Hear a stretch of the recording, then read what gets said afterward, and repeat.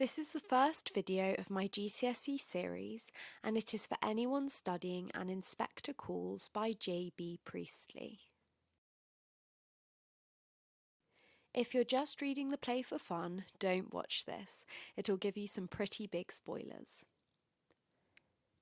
Today we're going to look at the character of Sheila Birling, daughter of Mr. Arthur and Mrs. Sybil Birling, sister of Eric Birling, and fiancée of Gerald Croft. She is the second character to be interrogated by Inspector Goole regarding the death of Eva Smith. Unlike her parents and fiancé, Sheila doesn't try to escape blame and doesn't need convincing to confess. She is honest from the very start, admitting before the inspector prompts her that she went to the manager at Millward's and told him that if they didn't get rid of Eva Smith, she'd never go near the place again.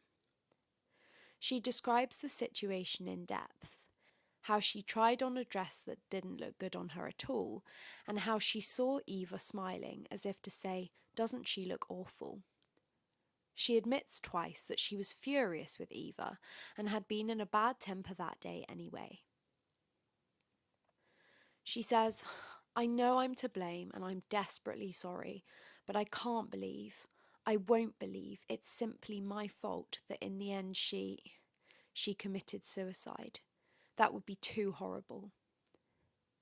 This quote is interesting because it displays true honesty.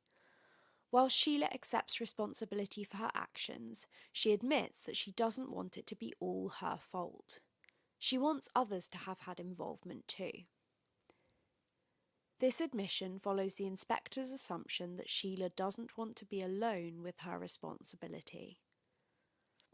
She also admits that because Eva was pretty, she didn't feel sorry for her. Sheila's honesty endures throughout the play, and she recognises and admires this quality in others too, telling Gerald at one point that she respects him more for being honest. "I rather respect you more than I've ever done before. Now at least you've been honest." Although Sheila is clearly privileged and spoilt, her honesty is refreshing and redeems her character a little. Her honesty is even more apparent when Inspector Goole starts interrogating Gerald, who immediately tries to deny any involvement, saying, "Why should I have known her?" Sheila is not just honest, she's also remorseful. She clearly feels extremely guilty about what she did. Her initial reaction to realising that she is the customer who complained about Eva Smith is to give a little cry, a half-stifled sob, and to run out of the room. This shows immediate distress.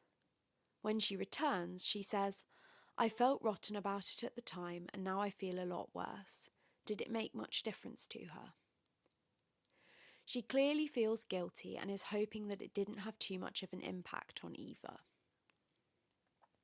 When the inspector says, "Was it the girl's fault?" Sheila immediately says, "No, not really, it was my own fault." She then admits to being ashamed, saying to Gerald, "At least I'm trying to tell the truth. I expect you've done things you're ashamed of too."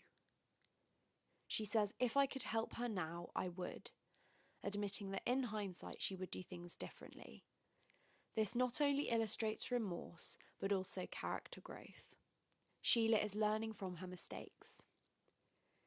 "It's the only time I've done anything like that, and I'll never, never do it again to anybody."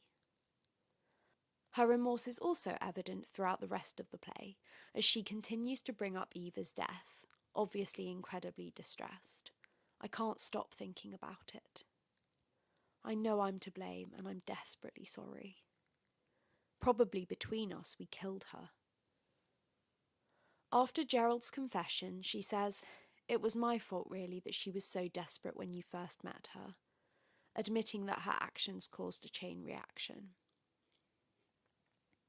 Sheila's remorse is even more obvious when compared to her parents' and Gerald's lack of remorse once they think that there's a chance that Inspector Goole might not have been a real inspector.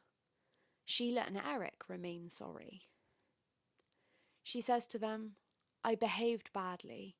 I know I did. I'm ashamed of it." When they think they've proven that Inspector Goole wasn't a real inspector, Mr. and Mrs. Birling and Gerald are happy, but Sheila is not. She says bitterly, "I suppose we're all nice people now." "Don't let's start dodging and pretending now. Between us, we drove that girl to commit suicide." Eric agrees with her and makes a speech about how they are still to blame. Sheila's response to this is, "Eric is absolutely right, and it's the best thing any one of us has said tonight, and it makes me feel a bit less ashamed of us."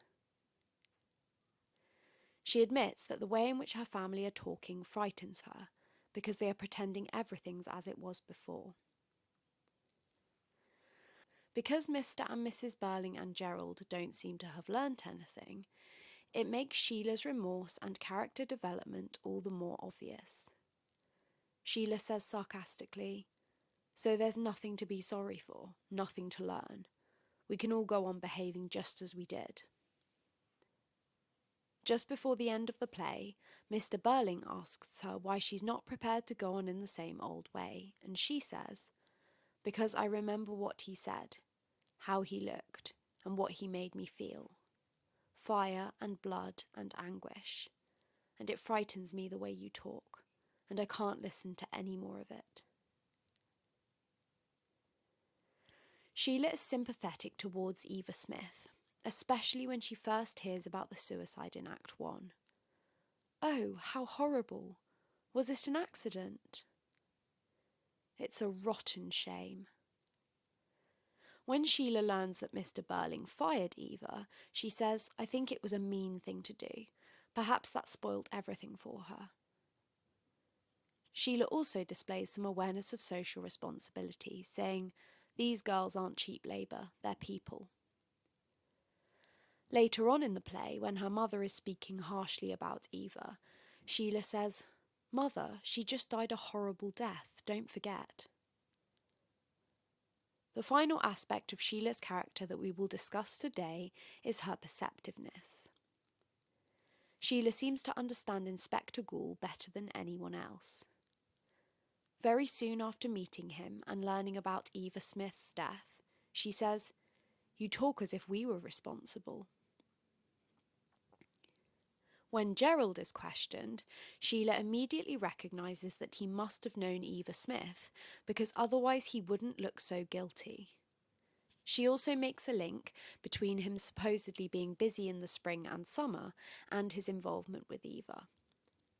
"Were you seeing her last spring and summer, during that time when you hardly came near me and said you were so busy?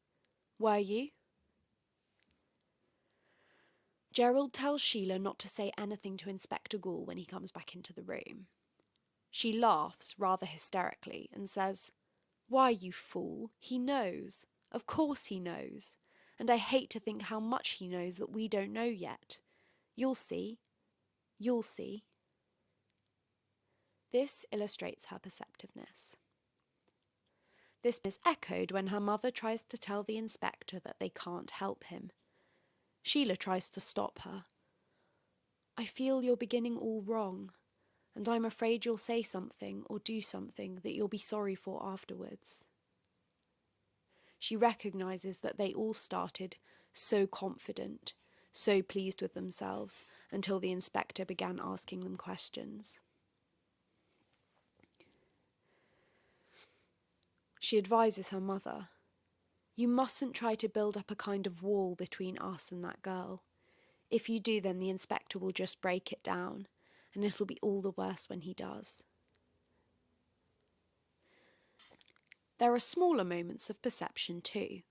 For example, when Sheila reveals that she knows Eric's been drinking steadily too much for the past 2 years, and that Megati is a horrible man.